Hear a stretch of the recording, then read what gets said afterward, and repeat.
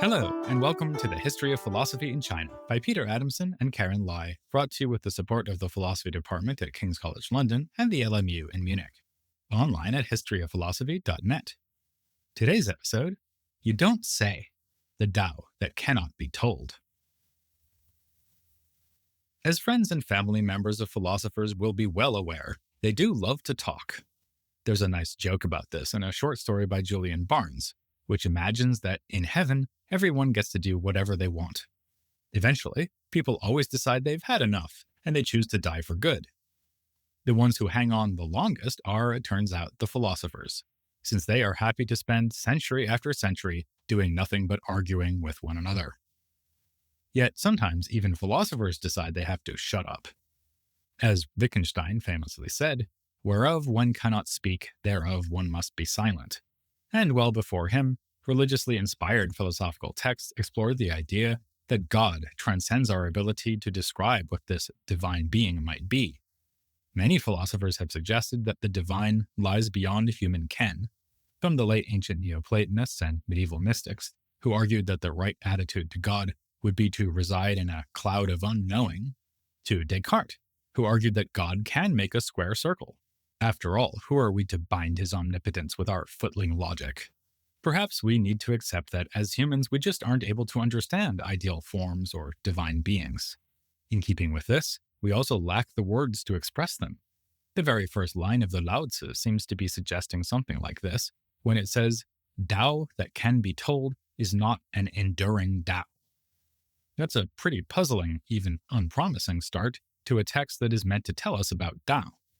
What exactly are we supposed to do with all the words that will follow if the true Tao cannot be told? Let's begin by saying a bit more about those words that follow. As we now have it, the Lao Tzu is an 81-chapter text whose chapters are short, ranging from around 6 to 20 lines. Many are presented as if in the form of poetry, so that some of the chapters can be organized in stanzas as if written to be recited. There is some suggestion that the writing of the Lao Tzu was preceded by an oral tradition of its recitation. As we saw last time, there were a few different versions of the Lao Tzu circulating during the Warring States period, yet more versions were generated with commentaries in the Han period and after. That might strike you as impertinent. How could someone just get hold of a copy of a text and modify it to suit their own purposes?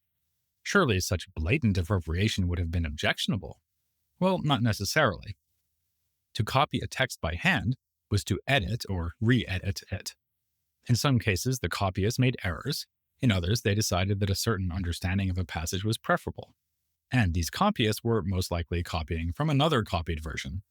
So in the Warring States period, there was no idea that just one particular version of a text was the original one intended by the author, as if there were a copyright for it. To say nothing of the fact that, as with other ancient texts we've considered, the oral tradition of the Lao Tzu preceded its written version. In fact, the existence of a large number of versions of a single text often indicates its popularity. By that metric, the Lao Tzu was an ancient bestseller. Different versions seem to have spread far and wide. The Lao Tzu also came to be known by another name, the Tao Te Ching. There are various speculations concerning when and how it acquired this new name. The new name is important, as the Lao Tzu is thereby assigned the status of a classic, or Jing. Its title literally means classic on Tao and De. You already sort of know what Tao means, and De may be rendered as virtuosity. One account of the origin of this name states that during the Han Dynasty, the Empress Dowager Do, a dedicated student of the Lao Tzu, gave it this elevated status. Another account, which doesn't necessarily contradict the first, associates the Lao Tzu with the beliefs of a religious order. Its founder, Zhang Daoling, claimed that Tao, in the person of Lao Tzu himself, had visited him and instructed him to establish an organization that reflected the order of the celestial spirits. With this powerful encouragement, Zhang Daoling undertook to investigate practices and texts, including the Lao Tzu, hence attributing it with scriptural authority by recognizing it as a classic or Jing. Likewise, the Shuangzi and the Leitzi were also given canonical or scriptural status. So it was called the Nanhua Xing, meaning the scripture of the southern flower, while the Liezi was called the Zhuangqi Xianjing, the genuine scripture of overflowing emptiness. Southern flowers are pretty easy to imagine, but the phrase overflowing emptiness seems to make about as much sense as a square circle, which brings us back to the idea that Tao cannot be told. For Zhang Daoling and others, Tao was a spiritual ideal as well as a mystical form or mode of existence that transcends human comprehension. While the ideas and texts associated with religious practices are classified as belonging to the tradition of Dao Jiao, two received versions that have dominated studies in Taoist philosophy, or Dao Jia, are the He Xiang Gong and Wang Bi, which are commentary versions of the Lao Tzu, both believed to have the same line of transmission. The He Xiang Gong commentary was written in ordinary language, drawing out elements of religious practice and techniques for longevity, and was therefore more popular. By contrast, the Wang Bi commentary involved more critical discussions about the ideas and themes in the Lao Tzu and was not aligned with the views of any religious sect. Therefore, it lends itself more readily to philosophical analysis. Apart from the conception of Tao as spiritual ideal, another interpretation recognizes it as an all-embracing first principle. This is how the modern scholar Feng Yulang characterized the conception of Tao in the opening statement of the Lao Tzu. Feng's views on Chinese philosophy have been influential in the English-speaking world, especially as his 2-volume History of Chinese Philosophy was among the earliest English-language surveys of Chinese intellectual history, covering the topic from ancient times right down to the 20th century. In describing Tao in the Lao Tzu, Feng contrasts Tao with universals, which, he says, lie beyond shapes and features, yet they are not unnameable. Feng says that Tao is unnameable because it is not an individual thing, and so it is difficult to designate it by such a name as would be used to designate an object having individual existence. This is because all names have a power of limitation and determination. Having undertaken and completed his doctoral studies at Columbia University in the early 20th century, Feng was interested in the relationship between Chinese thought and Western philosophy. He would often compare and contrast Chinese terms to parallel ideas in Western philosophy, though this also meant that some of his explanations of Chinese philosophy uncritically applied concepts and themes from Western philosophy. For example, Feng explains the idea of Tao using the pair of words being, yu, and non-being, in the sense of existence and non-existence. Thus, he refers to Lao Tzu 40, which says, all things arise from being, and being arises from non-being. For Feng, this means that being refers to a thing's present existence, and non-being to an earlier time when the thing did not exist. Accordingly, Feng says that since Tao is not an object that can presently exist, we should say that it is non-being. On the other hand, he also says that because Tao is what has brought the universe into being, it is being in another, perhaps more fundamental sense. It seems that Feng attempts to draw together his view of Tao as first principle with questions about existence, but does not quite make it clear how these dimensions of Tao interrelate. A third conception of Tao gives it the fundamental role in an origination story. In contrast to Feng's view of Tao as principle, Tao is here understood as key to Taoist cosmogony, that is, an account of the origin of all things. The account is found in another Taoist text, the Taiyi Sheng Sui, meaning the great unity gives birth to water. Excavated at Guojian and attached to a version of the Lao Tzu, it is one of the most detailed cosmogonies before the Han period. Great unity, or Taiyi, is the name of a deity who is said to give rise to things. Scholars believe that Taiyi is also another name of Tao. Of course, the Tao is supposed to be nameless, but having gotten this far, one more paradox shouldn't discourage us. The origination story says, the great unity gives birth to water, and water returns to join with the great unity, thereby forming heaven. Heaven returns to join with the great unity, thereby forming earth. Heaven and earth further join with each other, thereby forming the spiritual and luminous. The spiritual and luminous further join with each other, thereby forming yin and yang. Yin and yang further join with each other, thereby forming cold and heat. Cold and heat further join with each other, thereby forming wet and dry. Wet and dry further join with each other, and the process comes to rest at the formation of the year. Tao's role in the generation of the cosmos is multi-layered. It may refer to material existence, but it may also be taken as a conceptual framework that grounds all existence in a single origination. Its understanding of life continues to unfold with webs of interdependence, such as between heaven and earth and yin and yang, in joint action. Closely associated with Tao as origination is still a fourth conception of Tao, Tao as sustenance for all things. The Lao Tzu expresses its conception of all things, meaning all beings, entities, and forces, with the term Wan Wu. Wan Wu literally means 10,000 things, but functions as a set phrase simply referring to the whole world as we know it, which last time we counted actually contains more than 10,000 things. Tao's role as sustenance is powerfully illustrated by a comparison with water, as in the line, Tao is to the world as the river and the sea are to rivulets and streams. This watery imagery comes up a lot in both the Lao Tzu and the Shuangzi, and has other connotations as well. For example, water flows and thus constantly changes, so that the one who understands Tao may be compared to a skillful swimmer who knows how to go with the current. But the fact that plants and animals depend so fundamentally on water means that allusions to rivers and the like may also naturally be understood to refer to Tao as a source of nourishment. As you might remember, the first episode of this series also went through different possible senses of Tao. Then we talked about Tao as a destination, Tao as an open-ended journey, and Tao as a method to achieve a goal. This was meant to introduce you to Warring States philosophy as a whole. The four meanings of Tao we've just discussed now are more distinctive of Tao and Taoist philosophy, and they all have to do with the nature of existence. Tao has appeared as a spiritual ideal or divinity, as a principle that governs the existence of all things, as a principle of origination, and as a source of sustenance. Which is not to say that these four conceptions are inconsistent or incompatible, though all may plausibly be associated with passages found in the Lao Tzu and associated texts. It's not as if any of these conceptions is worked through in any detail. Rather, they are interpretations of what Tao could mean in light of the textual evidence.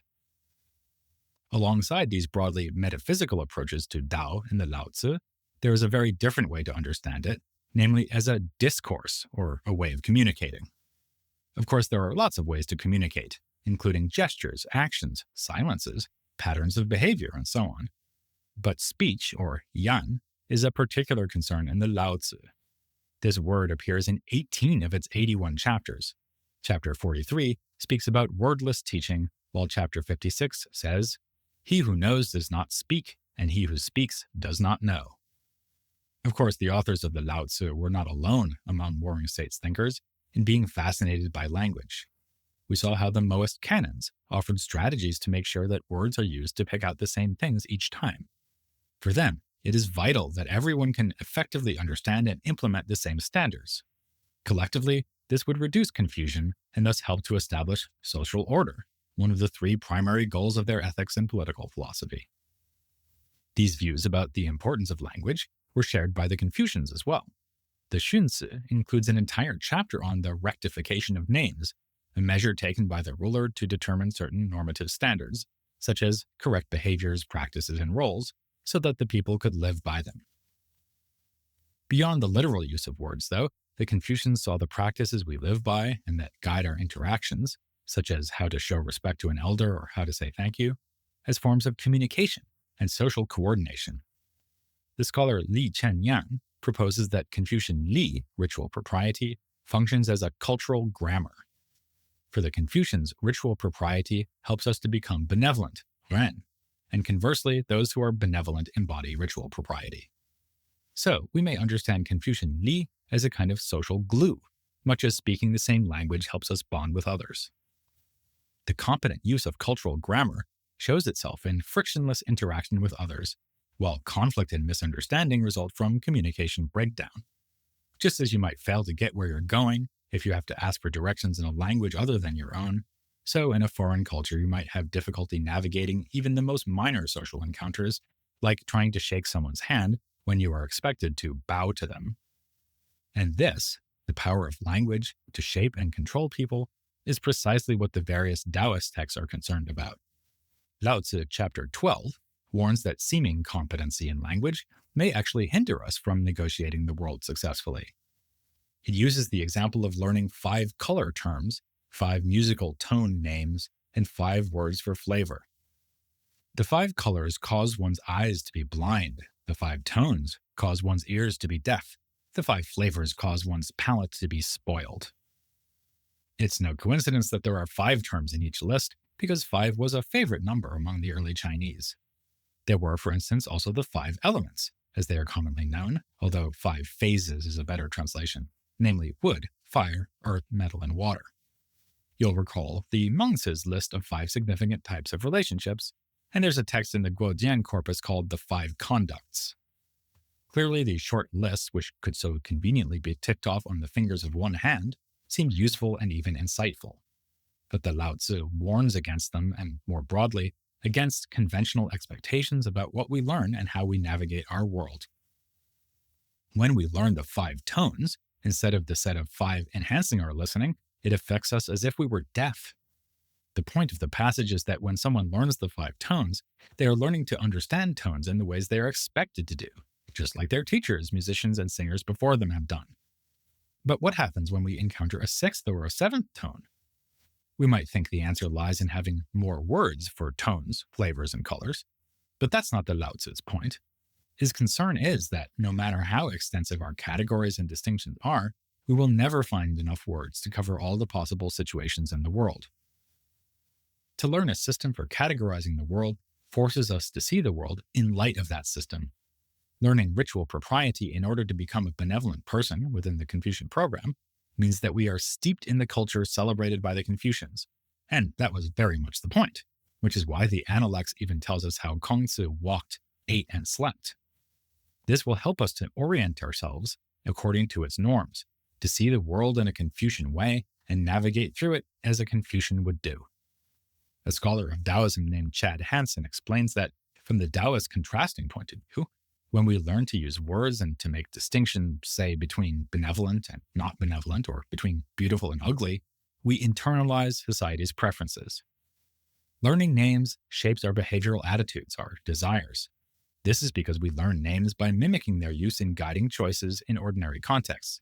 Hence, we learn to let names guide us to make the same choices that our social models do. Our learning consists in daily increasing our mastery of the system of names. Language is a tool in society's project of shaping our behavioral motivations. The paradoxically blinding nature of education is that it turns our attention to one set of values and blinds us to all other possibilities.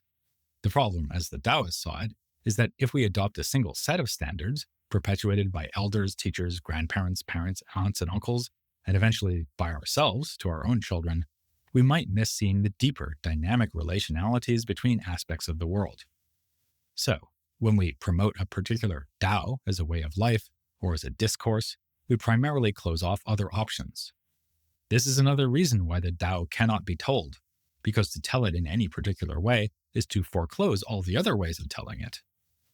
This fear may have seemed particularly relevant in the Warring States period, given the high stakes of an unsettled and violent time, combined with the strict and stridently held codes of conduct being put forward by the Confucians, Moists, and others.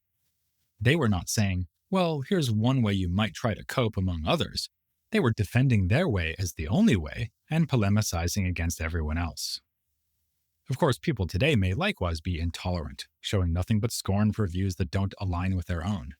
So we may understand Taoist philosophy as offering a different and unique conception of Tao as compared with other traditions. It doesn't just articulate a different view of its own, but claims to sit above all the other views, surveying as if from a height the negative impacts of these other views. Thus, the Taoist advocates against promoting yet another Tao.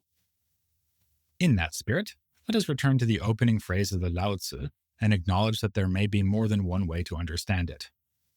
We offered the translation, Tao that can be told is not an enduring Tao. The difficulties begin even before the first word. We have said simply Tao rather than the Tao or a Tao, as would be more natural in English. The Chinese has no article, whether definite or indefinite, so there's nothing in the original text to help us choose between the Tao, a Tao, or no article at all. And these choices would have philosophical implications. For instance, if you say the Tao, that strongly implies that there's only one Tao. And there's another problem.